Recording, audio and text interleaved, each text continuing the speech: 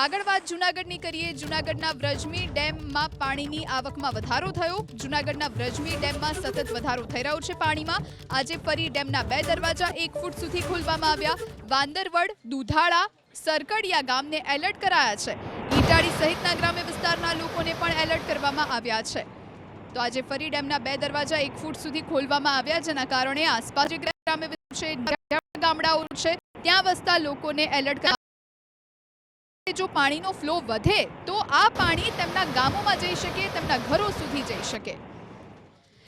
જૂનાગઢના મેંદરડા પંથકમાં અવકાશી આફતથી ખેતીના પાકને નુકસાન। મગફળી અને સોયાબીનના પાકને વ્યાપક નુકસાન। મગફળીમાં પ્રતિ વીઘા 4000થી વધુનું નુકસાન, સોયાબીનમાં પ્રતિ વીઘા 2000થી વધુનું નુકસાન। વધુ વરસાદથી મગફળીમાં પીળિયો રોગ લાગુ થયો। સતત વરસાદી પાણીના ખેતરમાં જમાવડાથી પાકને નુકસાન। 3 દિવસથી મેંદરડા પંથકમાં અત્યંત ભારે વરસાદ ખાબક્યો છે। ખેતીની વાત કરીએ, ખેતીમાં નુકસાનીની વાત કરીએ તો કેટલા અંશે હાલ અહીં ખેતીમાં નુકસાની થઈ છે?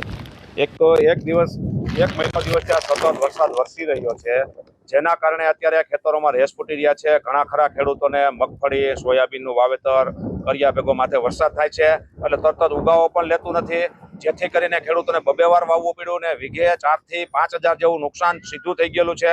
આવો જે વરસાદ વરસશે તો રેસ ફૂટી જાય તો નુકસાની થશે, જેથી ખેડૂતોને કમર તોડ નુકસાની સહેવાનો વારો આવ્યો છે। બિલકુલ, મેંદરડા પંથકમાં એકંદરે વાત કરીએ તો મોટા ભાગના ખેડૂતો કયા પાકનું ઉત્પાદન લેતા હોય છે? મગફળી વાવેતર થાય, સોયાબીનના વાવેતર થાય। કેટલા હદે નુકસાન છે? નુકસાન તો ઘણું થયું છે, સતત વરસાદને કારણે નુકસાની ઘણી થઈ છે। ઘણા ખરા ખેડૂતોએ 2 વાર વાવેતર કર્યું છતાં પણ નુકસાની વેઠવી પડી અને ફરી આ વરસાદ વરસ્યો તો નુકસાનીનો વારો આવશે? આ જોરદાર નુકસાની છે। અત્યારે સતત 1 મહિના દિવસથી વરસાદ વરસી રહ્યો છે, જેનાથી કેવું છે કે જે 2-3 વખત વાવેતર કર્યા છે અને જે પાક વાવેલો છે તેમાં રેસ ફૂટી ગયા છે, એને હિસાબે પાક બહુ ખરાબ થાય છે। આના સ્થિતિ રહેશે તો અમારા પાક 100% બધા ફેલ થશે, કારણ કે જમીને અત્યારે પાણી મૂકી દીધું છે, ફૂલ રેસ ચાલુ છે અમારે અત્યારે, અને જે પાક છે એકદમ પીળો થઈ ગયો છે। તમે જોઈ શકો છો કે આ માંડવી છે, બધું સોયાબીન છે, બધું વાવેતર છે પણ એને અત્યારે ટૂંકમાં નુકસાની ઘણી છે, એકદમ પીળું પડી ગયું છે, જેને પાણી લાગી ગયું છે। જો આના સ્થિતિ રહેશે તો અમારો આ પાક પણ ફેલ જશે।